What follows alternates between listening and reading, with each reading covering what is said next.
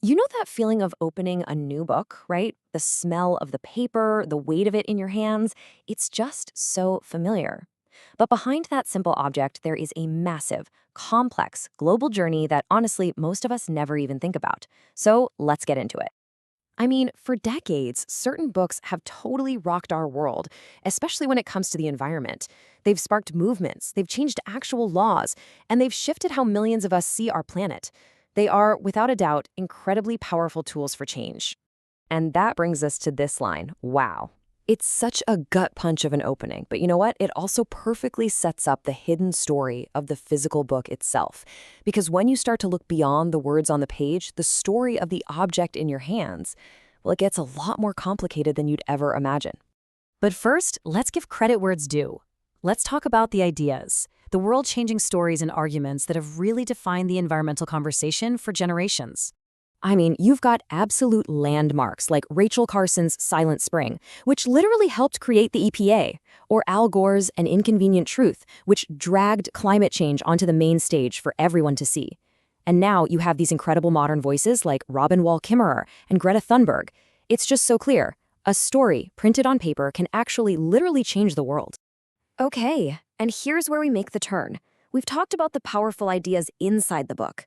But what about the book as a thing? You know, the paper, the ink, the whole journey it took just to land in your hands. That journey starts here, in a massive industrial supply chain. This is where the story of the paper begins, way before a single word is ever printed on it. It's a story about forests and energy and water. So let's zoom in and really follow that trail. To even begin to understand a book's environmental footprint, we first need to get our heads around how these emissions are actually measured. This is how it works. Think of it in 3 levels. Scope 1 emissions are the obvious ones, direct from a factory's smokestacks. Scope 2 is the electricity they buy to run the place. But Scope 3, now that's the big one.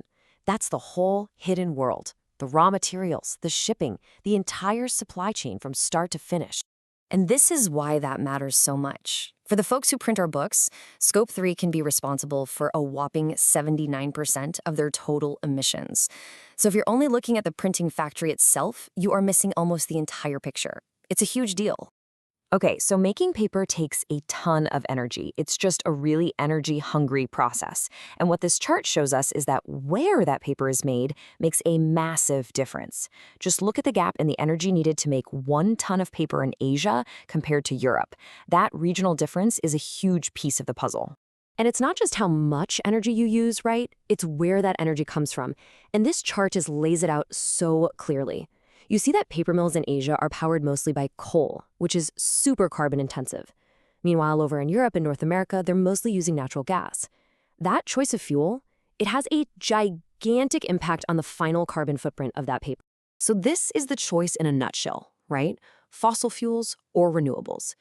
The good news is the publishing industry is really waking up to this.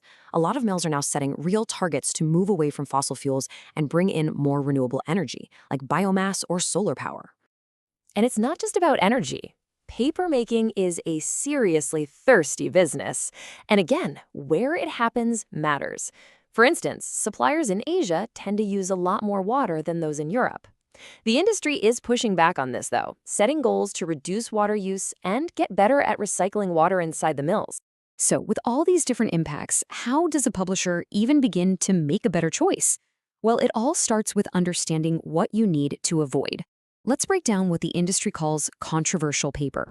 This framework lays out 6 major red flags, and it goes way beyond just, was this illegally logged? We're talking about wood harvested in ways that violate human rights, or from forests that are super important for conservation. It also flags paper that comes from natural tropical forests, or from land that's been converted into plantations, or even from genetically modified trees. If you check even one of these boxes, that paper source is considered controversial. So here's the bottom line. To avoid that controversial paper, you absolutely, positively have to know where your wood fiber is from. Traceability is everything. You have to be able to follow that fiber all the way back to the forest it grew in. Okay, so knowing the problems is one thing, but actually solving them is something else entirely. So let's look at the publisher's playbook, the actual tools and strategies the industry is using to clean up its act. It really boils down to three main paths you can take. The most direct path? Use recycled paper. The second is to demand paper that's been checked and certified by a group you can trust. And the third is to use these new industry-wide tools that help trace and grade where paper comes from. Okay, using recycled paper is a game changer. Get this, a single wood fiber can be recycled up to 7 times before it's just too worn out. This is great because not only does it mean you're not using new wood from sketchy sources, but it also helps build a circular economy for paper. Now, when you do have to use brand new wood fiber, what they call virgin paper, certification is everything.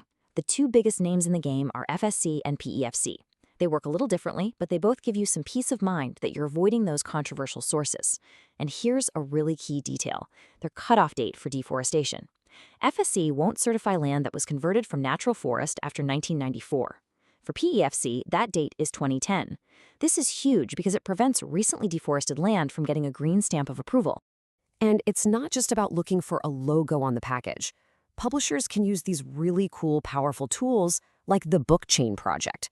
It's basically a big team effort where they collect data from hundreds of paper mills and then grade the paper on a 1 to 5-star scale. A 5-star paper? That's either certified or 100% recycled. A 1-star paper? It's got unknown or unwanted stuff in it. This gives publishers real, useful data to make much smarter choices. All right, so after that deep dive into the secret life of a book, what are the big things to remember? Let's pull it all together. So here's the big picture. The physical book you hold in your hands has this whole complex environmental story attached to it. But the really good news is the industry now has tools to see that story more clearly. Certifications like FSC and PFC are like vital road signs. Using more recycled paper is a super powerful way to make a difference. And you know what?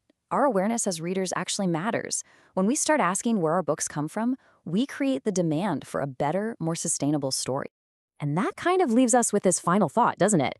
We've always known that the ideas inside our books have the power to shape our world.